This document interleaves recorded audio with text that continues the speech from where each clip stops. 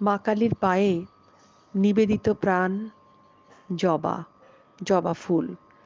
সেই জবাকে নিয়েই লেখা একটি সুন্দর কবিতা কবি সত্যেন্দ্রনাথ দত্তের জবা।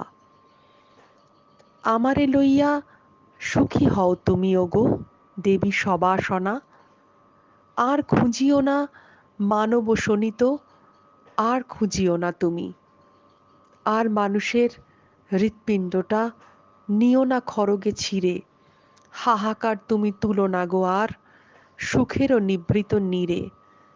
এই দেখো আমি উঠেছি ফুটিয়া উজলি পুষ্প সভা, ব্যথিত ধরার হৃৎপিণ্ডটি আমি যে রক্ত জবা।